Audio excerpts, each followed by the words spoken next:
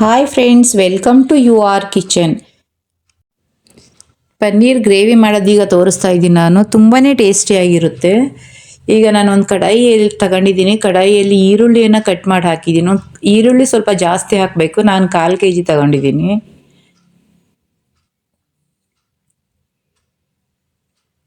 ಈರುಳ್ಳಿಗೆ ಎಣ್ಣೆಯನ್ನು ಹಾಕಿ ಹುರಿಬೇಕು.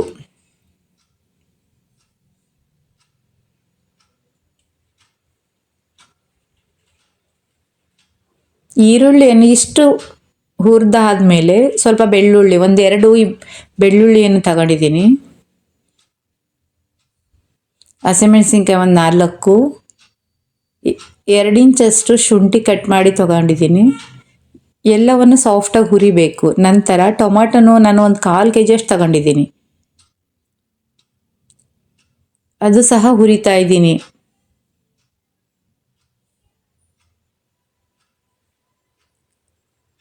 ಇಷ್ಟ ಆಗೋವರೆಗೂ ಹುರಿಬೇಕು.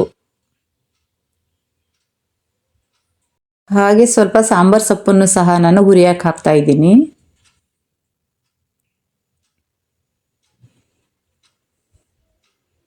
ಎಲ್ಲವನ್ನು ನೀಟಾಗಿ ಮಿಕ್ಸ್ ಮಾಡಿ ಹುರಿಬೇಕು.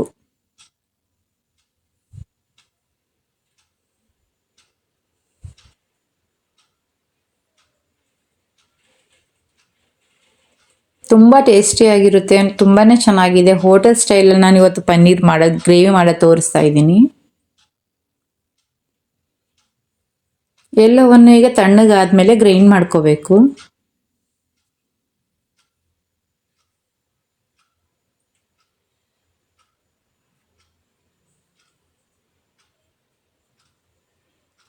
ರುಚಿಗೆ ತಕ್ಕಷ್ಟು ಉಪ್ಪನ್ನು ಹಾಕಿ ಎಲ್ಲ ಗ್ರೈಂಡ್ ಆದಮೇಲೆ ಈಗ ನಾನು ಒಂದು ಕಡಾಯಿಯಲ್ಲಿ ಎಣ್ಣೆಯನ್ನು ಹಾಕ್ತಾ ಇದ್ದೀನಿ. ಇಲ್ಲಿ ಮಸಾಲೆ ಐಟಮ್ಸ್ ನಾನು ಯಾವುದು ಹೆಚ್ಚು ಯೂಸ್ ಮಾಡಿಲ್ಲ. ಈರುಳ್ಳಿ, ಟೊಮಾಟೊ ಅಷ್ಟೇ. ಈ ಒಗ್ಗರಣೆಗೆ ಜೀರಿಗೆ ಹಾಕ್ಕೊಂಡೆ ಫಸ್ಟು. ನೆಕ್ಸ್ಟ್ ಅಚ್ಚ ಖಾರದ ಪುಡಿಯನ್ನು ಎಣ್ಣೆಯಲ್ಲೇ ಹಾಕ್ತಾ ಇದ್ದೀನಿ. 2 ಸ್ಪೂನ್ ಅಚ್ಚ ಖಾರದ ಪುಡಿ. ಸಾಂಬಾರ್ ಪೌಡ್ರನ್ನು 1 ಸ್ಪೂನ್ ಹಾಕಿದ್ದೀನಿ. ಈ ಸಾಂಬಾರ್ ಪೌಡ್ರ್ ನಿಮಗೆ ವಿಡಿಯೋ ಬೇಕು ಅಂದರೆ ಡಿಸ್ಕ್ರಿಪ್ಷನ್ ಬಾಕ್ಸಲ್ಲಿದೆ, ನೀವು ನೋಡ್ಕೊಳ್ಳಿ. ಹಾಗೆ ರುಬ್ಬಿರೋ ಮಸಾಲೆ ಐಟಮ್ಸನ್ನು ಈಗ ಒಗ್ಗರಣೆಗೆ ಹಾಕಬೇಕು.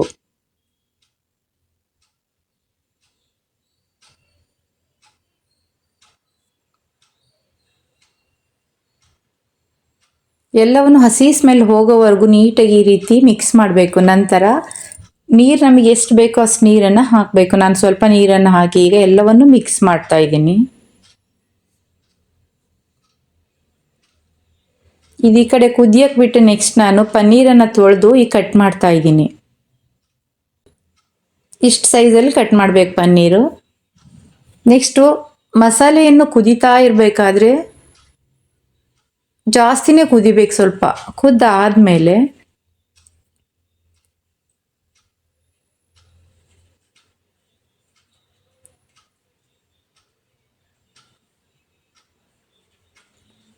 ಪನ್ನೀರನ್ನು ಹಾಕಬೇಕು.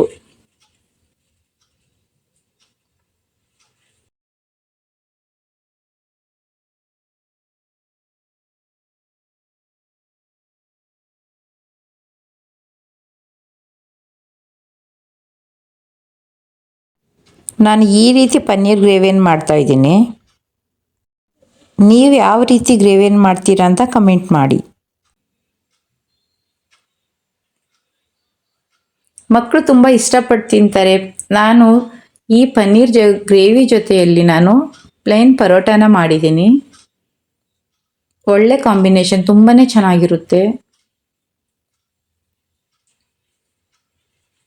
ಪನ್ನೀರನ್ನು ಹಾಕಿದ ಮೇಲೆ ಇಷ್ಟು ಮಿಕ್ಸ್ ಆದಮೇಲೆ ಮತ್ತೆ ಕುದಿಯಕ್ಕೆ ಬಿಡಬೇಕು. ಒಂದು 5 ನಿಮಿಷ ಕುದಿಬೇಕು. ಕುದ್ದು ಸ್ವಲ್ಪ ತಿಕ್ಕಾಗಿ ಆಗಬೇಕು ಗ್ರೇವಿ. ನೆಕ್ಸ್ಟು ಸಾಂಬಾರ್ ಸೊಪ್ಪನ್ನು ಕಟ್ ಮಾಡಿ ಹಾಕ್ತಾ ಇದ್ದೀನಿ.